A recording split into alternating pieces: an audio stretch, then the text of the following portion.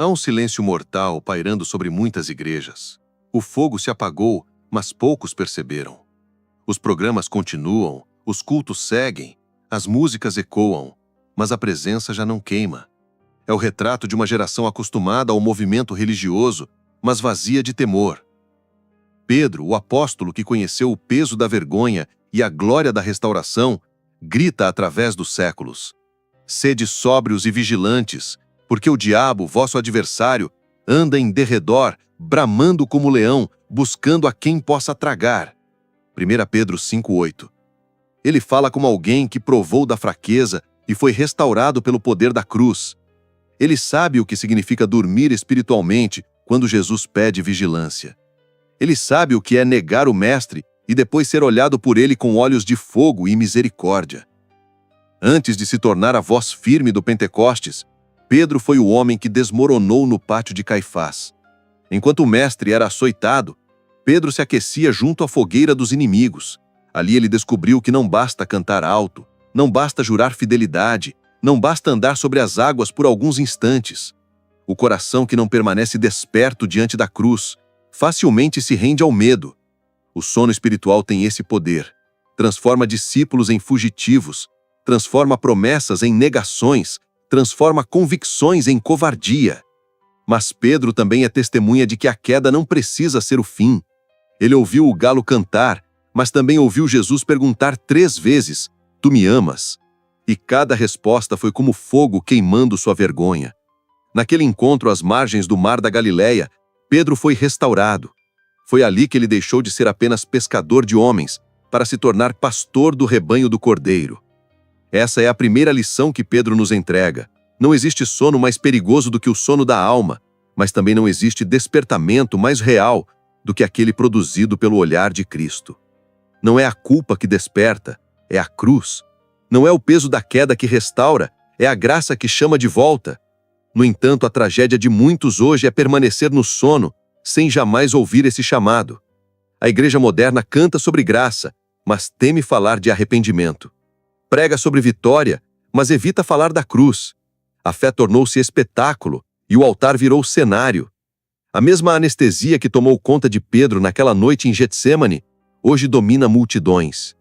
Ele dormiu quando deveria vigiar, e hoje milhares dormem enquanto o inferno se alarga. Quando Pedro escreve em sua carta: amados, não estranheis a ardente provação que vem sobre vós, como se coisa estranha vos acontecesse. 1 Pedro 4,12. Ele não fala da teoria. Ele fala como quem conheceu o peso do fogo. Ele fala como quem foi levado ao cárcere em Atos 12, preso por Herodes, e mesmo assim sustentado pela oração da igreja. Ele fala como quem sabe que o evangelho não é anestesia, mas espada. Não é tranquilidade, mas guerra. Não é conforto, mas cruz. O contraste é doloroso. Pedro pregava em Atos 2 e os corações eram compungidos, rasgados, quebrantados. Hoje sermões são aplaudidos, mas raramente produzem lágrimas de arrependimento. A igreja moderna prefere frases motivacionais, mas Pedro não motivava. Ele feria para depois curar. Seu sermão de Pentecostes foi um corte. Este Jesus que vós crucificastes, Deus o fez Senhor e Cristo. O resultado não foi entretenimento, mas quebrantamento. Não foi aplauso, mas arrependimento. Não foi seguidores em redes sociais, mas 3.000 vidas transformadas em um só dia. Onde estão hoje os púlpitos que confrontam? Onde estão os pregadores que apontam para a cruz? Onde estão os que ainda ousam repetir as palavras de Pedro? Arrependei-vos, e cada um de vós seja batizado em nome de Jesus Cristo para a remissão dos pecados. Essas palavras são esquecidas porque elas não agradam. São rejeitadas porque exigem. São ignoradas porque ainda doem. Pedro entendeu que não há vida cristã sem fogo. Por isso sua carta é um chamado à sobriedade, à santidade, à vigilância constante. Ele sabia que o mundo ridicularizaria, que a perseguição viria, que a cruz não deixaria de pesar, mas também sabia que a glória reservada é maior do que qualquer sofrimento presente. Ele mesmo caminhou até o martírio em Roma, segundo a tradição, pedindo para ser crucificado de cabeça para baixo, porque não se julgava digno de morrer como seu Senhor. Eis a diferença entre o Pedro que negou e o Pedro que perseverou. O primeiro estava adormecido, o segundo foi despertado pelo fogo do Espírito. A igreja precisa ouvir novamente essa voz, porque a mesma anestesia que ameaçou Pedro ameaça esta geração. O mesmo medo que o paralisou ameaça milhões. O mesmo sono que o impediu de vigiar no Getsêmani é o sono que sufoca igrejas inteiras. Mas o Cristo que despertou Pedro ainda chama pelo seu povo: desperta, tu que dormes, levanta-te dentre os mortos, e Cristo te esclarecerá. O que acontece quando a fé deixa de ser coluna e se torna apenas ornamento? Pedro conheceu essa tentação de perto. Ele foi o homem que, diante da revelação de Cristo, declarou: Tu és o Cristo, o Filho do Deus vivo. E pouco depois, quando Jesus anunciou a cruz, tentou impedi-lo, ouvindo de volta a sentença cortante: Para trás de mim, Satanás, tu és para mim pedra de tropeço. A vida de Pedro nos revela como a carne pode tentar moldar o Evangelho em algo confortável. Ele queria Cristo sem cruz, vitória sem sofrimento, glória sem dor. Mas o Senhor não negociou com a vaidade humana. A igreja de hoje repete o mesmo erro. Busca a coroa, mas rejeita os espinhos. Quer autoridade, mas sem quebrantamento. Quer o trono, mas evita o caminho estreito que leva até ele. Por isso Pedro escreve: Humilhai-vos, portanto, debaixo da potente mão de Deus, para que a seu tempo vos exalte. 1 Pedro 5,6. Ele aprendeu na carne o que significa confiar no tempo de Deus. O mesmo Pedro impetuoso, que sacou da espada no Getsêmani para defender Jesus, mais tarde entendeu que a vitória não vem da lâmina, mas da submissão, que não é o braço forte que sustenta, mas a mão invisível do Senhor. Quando preso em Atos 12, ele poderia se desesperar, mas o texto relata que naquela noite Pedro dormia. Não mais o sono da indiferença em Getsêmani, mas o descanso confiante em Deus mesmo diante da morte. O anjo o desperta, acorrenta-o e o conduz para fora. Aquele que antes tremia diante de uma criada, agora repousa diante da espada de Herodes. Esse é o milagre da transformação operada pela cruz. A lição é clara. Sem a cruz, Pedro é impulsivo e frágil. Com a cruz, Pedro é firme e inabalável. O mesmo ocorre com a igreja. Sem a cruz, a fé se torna espetáculo. Com a cruz, ela se torna rocha. Foi por isso que Cristo disse: Tu és Pedro, e sobre esta pedra edificarei a minha igreja. Não era sobre a sua carne, mas sobre a revelação do Cristo crucificado e ressurreto. A igreja precisa decidir se viverá como o Pedro antes da cruz ou como o Pedro depois do Pentecostes. O primeiro falava muito, mas fraquejava diante da pressão. O segundo pregava com autoridade e enfrentava prisões sem recuar. O primeiro tentava proteger a si mesmo. O segundo entregava a vida sem reservas. Essa escolha continua diante de nós. O Espírito Santo ainda pergunta: em qual lado estamos? Em Atos 4, vemos o Pedro transformado. Diante do Sinédrio, acusado e ameaçado, ele declara: importa obedecer a Deus antes que aos homens. Esse não é mais o homem que negou, mas o homem cheio do Espírito. Essa é a diferença de uma vida controlada pela carne e uma vida controlada pelo fogo do céu. A igreja precisa voltar a esse fogo. Hoje, o discurso suave substituiu a coragem. Pregadores negociam a mensagem para manter palcos e seguidores. A cruz se tornou pano de fundo, mas já não é centro.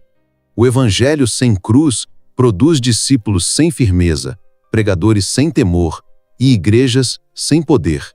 É sobre isso que Pedro nos adverte em sua segunda carta. Haverá falsos mestres entre vós, que introduzirão heresias destruidoras, e até negarão o Senhor que os resgatou. 2 Pedro 2:1. Negar o Senhor não é apenas pronunciar palavras diante de uma fogueira, é viver de modo a diluir sua verdade, é adaptar sua mensagem para agradar. Pedro conheceu a vergonha da negação explícita, mas também conheceu a dor da negação implícita, quando a vida não reflete aquilo que os lábios dizem crer. Por isso ele nos exorta à santidade, não como conceito abstrato, mas como resposta ao olhar daquele que o restaurou. Em um mundo que zomba da verdade, Pedro nos chama à firmeza. Em uma geração que escolhe conveniência, ele nos chama à obediência. Em uma igreja que prefere entretenimento, ele nos chama ao altar da cruz. Porque o Pedro restaurado não buscou aplausos, buscou fidelidade. Não buscou segurança, buscou obediência. Não buscou conforto, buscou Cristo. Essa voz ecoa ainda hoje. Este é o Cristo, o Filho do Deus vivo. Não há outro fundamento, não há outra rocha, não há outro nome. A mensagem de Pedro nos corta para curar, nos fere para restaurar, nos chama para despertar. E a pergunta permanece diante de nós. Permaneceremos dormindo diante do fogo, ou seremos despertados pelo Espírito, como Pedro foi em Pentecostes? Há uma cena em Atos que revela o coração de Pedro transformado. Ele e João sobem ao templo e, diante do coxo de nascença, Pedro declara: "Não tenho prata nem ouro, mas o que tenho, isso te dou. Em nome de Jesus Cristo, levanta-te e anda." Ali não há espetáculo humano, mas poder divino. Não há manipulação emocional, mas autoridade espiritual. O Pedro que antes buscava grandeza, agora oferece apenas Cristo. Aquele que antes se exaltava, agora se esvazia. Esse é o caminho da verdadeira igreja. Não o brilho do ouro, mas a chama do Espírito. Não a ostentação da prata, mas o poder que vem do nome que está acima de todo nome. A fé de Pedro não é teórica, mas concreta, capaz de levantar paralíticos e confrontar sistemas. Esse episódio nos ensina que a igreja não foi chamada para competir com o mundo em recursos, mas para revelar um poder que o mundo não conhece. O templo podia oferecer rituais, mas Pedro ofereceu vida. O mundo oferece distrações, mas a igreja oferece libertação. O ouro e a prata sustentam estruturas, mas só o nome de Jesus ergue os caídos. Esse é o evangelho vivo que Pedro encarnou. É por isso que, quando escreve, Pedro insiste em nos lembrar de nossa identidade. Vós sois geração eleita, sacerdócio real, nação santa, povo de propriedade exclusiva de Deus. A igreja não é um clube social, é um povo comprado por sangue. Não é um ajuntamento de consumidores, mas um sacerdócio de servos. Não é um projeto humano, mas uma nação santa. Quando esquecemos disso, nos tornamos irrelevantes. Quando lembramos disso, nos tornamos imbatíveis. O Pedro que negou agora fala de identidade. O homem que foi inconstante agora chama a firmeza. Ele aprendeu que a fé não pode ser sustentada por emoções, mas pela verdade revelada. E essa verdade não muda ao sabor das circunstâncias. Ela permanece porque está ancorada no Cristo eterno. É nesse Cristo que Pedro nos chama a lançar toda a ansiedade. Ele sabia o peso da insegurança, do medo, da culpa, mas também sabia o descanso que vem quando se deposita tudo aos pés do Senhor.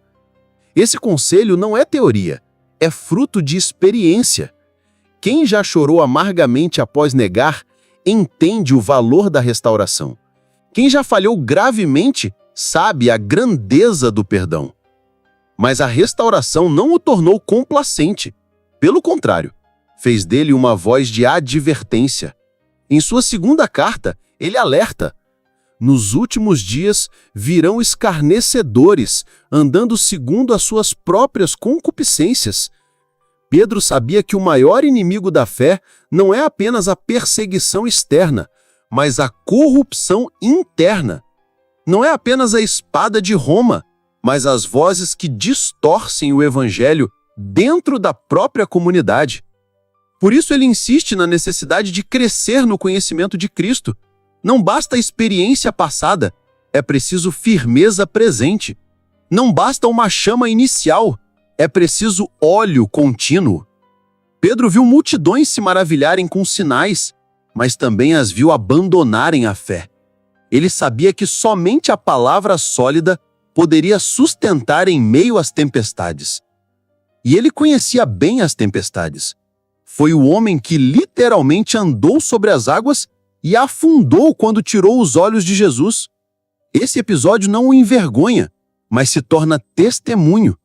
Ele aprendeu que não é a força do pé que sustenta sobre o mar, mas o olhar fixo no Senhor.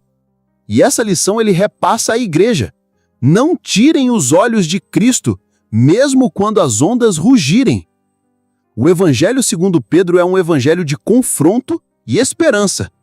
Confronto porque nos chama a deixar a hipocrisia e a falsidade.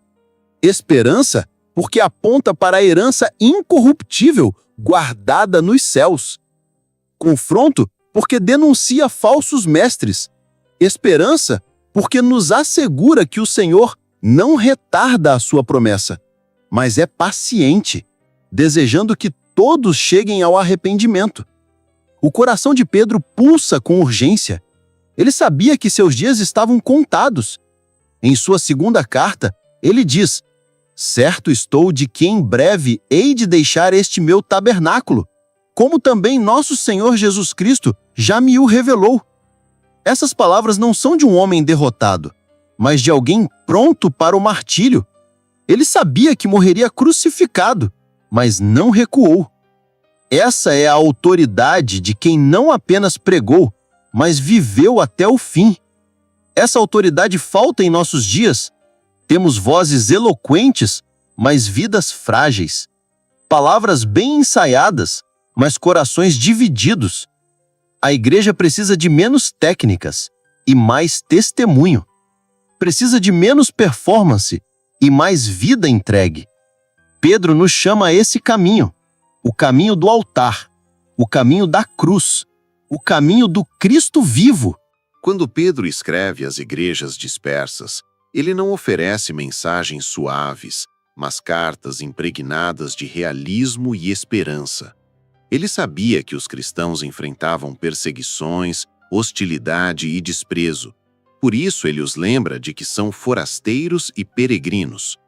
Essa identidade é vital. Não pertencemos ao mundo, e por isso não devemos esperar dele aprovação, mas sim resistência. Ele usa a imagem do exílio para reforçar a consciência de que a igreja não pode se acomodar. Assim como Israel esteve na Babilônia, assim também nós estamos num mundo que não é nosso lar definitivo. E o exilado fiel não se conforma, mas testemunha. O exilado fiel não busca se assimilar, mas permanece distinto. Pedro nos recorda que não fomos chamados para nos misturar com a corrupção, mas para brilhar como luzes em meio às trevas. Em suas cartas, Pedro também insiste na santidade como resposta prática à graça. Sede santos, porque eu sou santo, ele cita, 1 Pedro 1:16. Santidade não é uma opção para os que foram redimidos, mas o selo de sua identidade. Uma fé sem santidade é apenas um verniz religioso, incapaz de resistir ao fogo da prova. Mas uma vida marcada pela santidade resiste porque tem suas raízes no caráter de Deus. Esse chamado à santidade é inseparável do chamado ao sofrimento. Pedro não apresenta um evangelho de conveniência, mas de cruz. Ele afirma: se entretanto sofreis porque sois cristãos, bem-aventurados sois. 1 Pedro 4:16. O sofrimento não é sinal de abandono, mas de identificação com Cristo. A igreja que foge da dor, foge também da glória, pois é no fogo da aflição que a fé é purificada como ouro. Pedro fala como quem sabe o que é ser perseguido. Ele foi açoitado, preso, ameaçado, mas ao invés de recuar, ele e os apóstolos disseram: mais importa obedecer a Deus do que aos homens. Atos 5:29. Essa ousadia não era fruto de temperamento, mas da plenitude do Espírito. O homem que antes temeu uma serva, agora enfrenta o sinédrio. Isso é transformação real que só o poder do Evangelho produz. Por isso, Pedro insiste em que a igreja esteja sóbria e vigilante. O vosso adversário, o diabo, anda em derredor como leão que ruge, procurando alguém para devorar. 1 Pedro 5, 8. Não há espaço para ingenuidade espiritual. O cristão distraído se torna presa fácil, mas o cristão vigilante permanece firme. A sobriedade e a vigilância não são paranoia, mas consciência da batalha real em que estamos inseridos. Pedro também confronta os falsos mestres que corrompem a verdade. Ele não suaviza, chama-os de fontes sem água, de nuvens impelidas por ventos, para os quais está reservada a escuridão das trevas.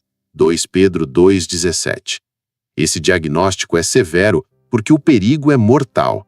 Falsos mestres não apenas desviam intelectos, mas destroem almas. Não apenas confundem, mas arrastam ao juízo. Por isso, Pedro não hesita em denunciá-los com palavras duras. No entanto, ao mesmo tempo em que adverte, Pedro consola. Ele nos lembra de que o Senhor sabe livrar os piedosos da provação. 2 Pedro 2,9. O juízo é certo, mas também é certa a preservação dos fiéis. Esse equilíbrio entre severidade e consolo é marca de sua maturidade espiritual.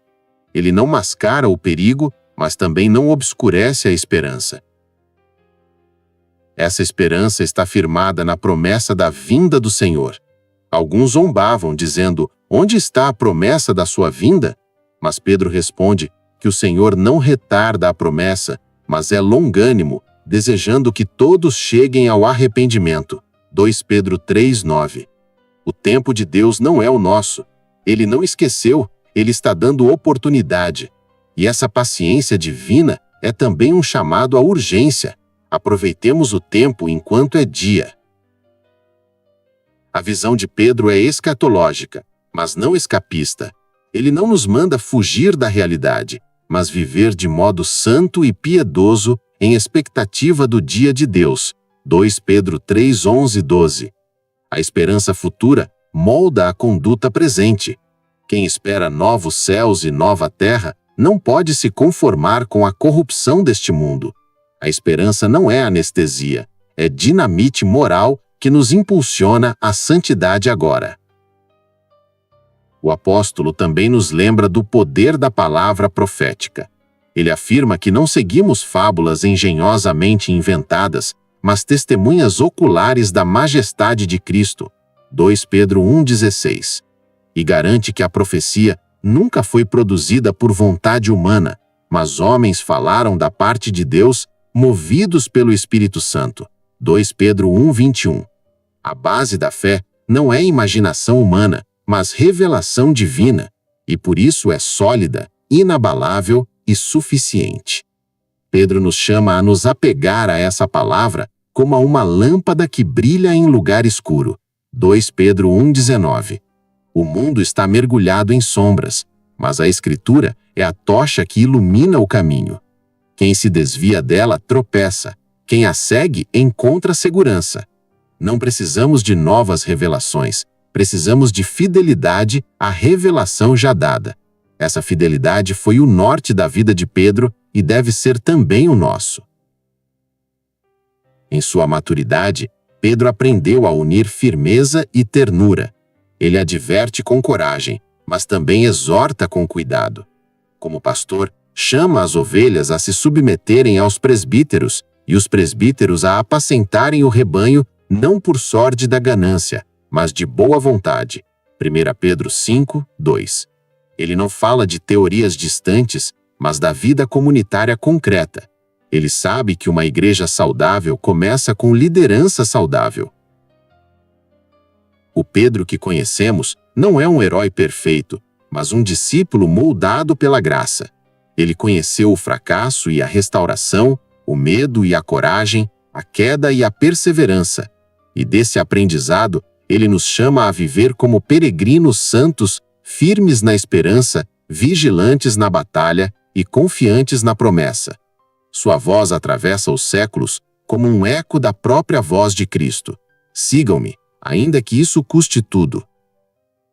Pedro nos mostra que a vida cristã não é construída sobre ilusões passageiras, mas sobre a realidade da cruz e da ressurreição. Ele fala como testemunha ocular daquele que sofreu, morreu e ressuscitou. Ele não transmite boatos ou invenções, mas verdades que queimaram sua alma. É por isso que suas cartas carregam uma autoridade tão singular. Elas vêm de alguém que olhou nos olhos do ressuscitado e foi transformado por ele. No entanto, Pedro não oculta a dureza desse caminho. Ele adverte que o julgamento começa pela casa de Deus. 1 Pedro 4:17. Essa declaração abala qualquer falsa sensação de segurança religiosa. Não basta estar dentro da comunidade visível da fé. O Senhor sonda corações, pesa motivações e purifica sua igreja. O fogo que atinge o mundo também prova os crentes, e somente aqueles que têm fé genuína permanecem. Ele reforça que o cristão é chamado a uma esperança viva, não baseada em promessas humanas, mas na ressurreição de Jesus Cristo. 1 Pedro 1:3. Essa esperança é descrita como uma herança incorruptível, incontaminada e imarcessível. O contraste é claro. Tudo neste mundo se corrompe, se contamina e se desfaz. Mas aquilo que Deus prometeu é eterno, puro e imutável. O coração que se apega a essa herança não se desespera mesmo diante da perda. E é nesse contexto que Pedro insiste em que a fé seja genuína, não uma fé de palavras, mas uma fé testada pelo fogo. 1 Pedro 1:7. Ele usa a imagem do ouro refinado para mostrar que as provações não destroem a fé, mas revelam sua autenticidade. A prova não é sinal de rejeição, mas de purificação. O ouro verdadeiro suporta o fogo e brilha ainda mais. Assim também a fé verdadeira emerge das chamas com um brilho que glorifica a Cristo. A vida do próprio Pedro confirma essa verdade. Ele conheceu a prova da negação, a vergonha do fracasso, mas também a restauração do Mestre. Ele não foi descartado, mas refinado. A queda se tornou ocasião para experimentar a graça, e a graça o tornou instrumento útil. Isso mostra que Deus não busca perfeição sem falhas, mas fidelidade restaurada. O fracasso não precisa ser o ponto final. Em Cristo, pode ser o início de uma nova história. Nas suas exortações, Pedro também destaca o papel do amor fraternal. Ele diz: amai-vos, de coração, uns aos outros ardentemente. 1 Pedro 1:22. Esse amor não é sentimentalismo superficial, mas dedicação sacrificial. Ele é possível porque fomos regenerados pela palavra viva e permanente de Deus. 1 Pedro 1:23. O amor fraternal não nasce do esforço humano, mas da nova vida que o Espírito gera em nós. É esse amor que sustenta a comunidade em meio às tempestades. Pedro sabe que a igreja dispersa e perseguida corre o risco de se fragmentar, por isso insiste na unidade. A unidade não é uniformidade, mas fidelidade comum a Cristo. Ele chama os crentes a se vestirem de humildade no trato uns com os outros. 1 Pedro 5:5. Sem humildade, a comunidade se desfaz em disputas. Mas quando todos se submetem ao Senhor, encontram forças para se suportarem mutuamente. E ao falar de humildade, Pedro fala com experiência. Ele próprio foi quebrado no orgulho. Ele, que dizia estar pronto para morrer com Jesus, negou-o 3 vezes, mas aprendeu que a força não está no zelo humano, mas na graça sustentadora de Deus. Por isso ele pode exortar com autoridade: humilhai-vos, portanto, sob a poderosa mão de Deus, para que ele, em tempo oportuno, vos exalte. 1 Pedro 5:6. Essa exortação é fruto de sua própria jornada. Nas suas cartas, Pedro também mostra uma consciência clara da batalha espiritual. Ele adverte que o inimigo não descansa, e por isso o crente não pode se dar ao luxo de relaxar. O chamado é a sobriedade, a resistência firme na fé. 1 Pedro 5:9. Essa postura não é de paranoia, mas de realismo espiritual. O inimigo é real, mas não invencível. A resistência não se apoia em nós mesmos, mas na graça de Deus que nos fortalece. Pedro conclui com uma doxologia poderosa. Ao Deus de toda graça, que em Cristo vos chamou à sua eterna glória, Ele mesmo vos há de aperfeiçoar, firmar, fortificar e fundamentar. 1 Pedro 5:10. O peso do sofrimento é real, mas a promessa da restauração é maior. O Deus da graça não apenas nos chama, mas nos sustenta, nos aperfeiçoa e nos conduz até a glória eterna. Essa é a âncora da esperança cristã. O apóstolo, portanto, nos convida a viver em meio às provas com uma esperança indestrutível, uma fé genuína, um amor fervoroso e uma humildade que... Ao chegar ao fim de sua jornada, Pedro não escreve como um teórico distante, mas como alguém que caminhou lado a lado com Cristo. Ele conheceu a glória da transfiguração, a vergonha da negação, a alegria da ressurreição e a ousadia do Pentecostes. Cada experiência moldou sua voz, que agora ressoa com autoridade espiritual. Suas palavras não são apenas conselhos, mas o testemunho de uma vida transformada pelo poder de Deus. Quando Pedro recorda os sofrimentos de Cristo, não fala como espectador indiferente, mas como alguém que esteve lá. Ele viu o Senhor sendo levado para o julgamento, negou-o em meio à pressão e depois foi restaurado pelo olhar de amor do ressuscitado. Essa restauração o marcou para sempre. Por isso, quando exorta os crentes a permanecerem fiéis sob perseguição, ele sabe do que está falando. Ele conhece tanto a dor da queda quanto a alegria do perdão. Nas últimas palavras que encontramos atribuídas a ele, em sua segunda carta, Pedro exorta os crentes a crescerem na graça e no conhecimento de nosso Senhor e Salvador Jesus Cristo. Essa é sua preocupação final, que a igreja não permaneça estagnada, mas avance continuamente no caminho do discipulado. O crescimento não é opcional, mas necessário. A fé que não cresce, definha. O conhecimento que não se aprofunda, se torna superficial. A graça que não é experimentada, perde sua força vivificante. Ele também adverte contra os falsos mestres, que introduzem heresias destruidoras e exploram o povo com palavras fingidas. Pedro não suaviza sua denúncia, pois sabe que tais mestres corrompem a fé e desviam os corações da verdade. O perigo não está apenas fora da igreja, mas dentro dela. Por isso, o discernimento é indispensável. Os crentes precisam examinar tudo à luz da palavra e rejeitar o que não está em conformidade com a verdade de Cristo. A lembrança constante da volta de Cristo permeia sua mensagem. Ele afirma que o dia do Senhor virá como ladrão, em que os céus passarão com grande estrondo e os elementos ardendo se dissolverão. Essa visão escatológica não é motivo de pavor para os crentes, mas de santificação. Diante da certeza do juízo e da promessa de novos céus e nova terra, o chamado é para que vivamos em santidade e piedade. A esperança futura deve moldar a conduta presente. Pedro lembra que a paciência de Deus é salvação.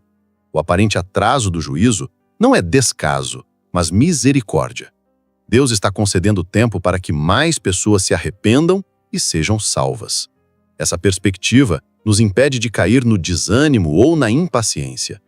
Cada dia que passa sem o retorno do Senhor é uma oportunidade de testemunhar, evangelizar e chamar outros para a fé. O tempo da espera é também o tempo da missão. Nas entrelinhas de suas cartas, sentimos o coração pastoral de Pedro ardendo pela santidade da igreja. Ele exorta os presbíteros a apacentarem o rebanho de Deus não por ganância ou autoritarismo, mas como exemplos do rebanho. Ele sabia, mais do que ninguém, que liderar a igreja é servir, não dominar. A lembrança das palavras de Jesus, apacenta as minhas ovelhas, ecoava em sua alma. Esse chamado não era apenas uma tarefa, mas sua identidade até o fim. A vida de Pedro também nos mostra que a verdadeira coragem nasce da graça. O homem que antes temia uma criada junto à fogueira, depois do Pentecostes enfrentou tribunais e ameaças sem recuar. O segredo dessa transformação não foi autoconfiança, mas a plenitude do Espírito. Aquele que era vacilante tornou-se coluna. O que negou tornou-se proclamador ousado. Isso nos lembra que não importa quão frágeis sejamos, o poder de Deus pode nos transformar em testemunhas fiéis. Ao final de sua vida, a tradição relata que Pedro enfrentou o martírio em Roma, sendo crucificado de cabeça para baixo por não se considerar digno de morrer da mesma forma que seu Senhor. Esse testemunho final sela sua mensagem com sangue. Ele não apenas pregou sobre perseverança, mas perseverou até o fim. Sua vida e morte se tornaram prova viva da realidade da fé cristã. Aquele que foi restaurado por Cristo morreu sustentado por essa mesma graça. Portanto, a voz de Pedro ecoa até hoje, chamando-nos a viver em fidelidade inabalável, esperança viva e amor fervoroso. Ele nos lembra que a vida cristã é uma peregrinação, que passamos como estrangeiros e forasteiros, mas caminhamos para uma herança incorruptível. Ele nos exorta a resistir firmes na fé, sabendo que os mesmos sofrimentos se cumprem na irmandade espalhada pelo mundo. E nos aponta para o Deus de toda graça, que há de nos aperfeiçoar e nos conduzir até sua glória eterna. Ao encerrar, Pedro nos deixa diante da verdade inescapável. Não há meio termo na fé cristã. Ou permanecemos firmes em Cristo, ou somos arrastados pelas correntes deste mundo. O chamado é radical, porque o Evangelho é radical. Não há espaço para neutralidade. O mesmo Senhor que restaurou Pedro é aquele que nos chama hoje a viver de maneira santa, aguardando a bendita esperança de sua vinda. Que a mensagem de Pedro permaneça em nossos corações como um farol, que seu testemunho nos inspire a perseverar, que sua voz continue ecoando. Crescei na graça e no conhecimento de nosso Senhor e Salvador Jesus Cristo. E que, como Ele, possamos chegar ao fim dizendo não apenas que ouvimos sobre Cristo, mas que o seguimos, o amamos e o servimos até o último suspiro.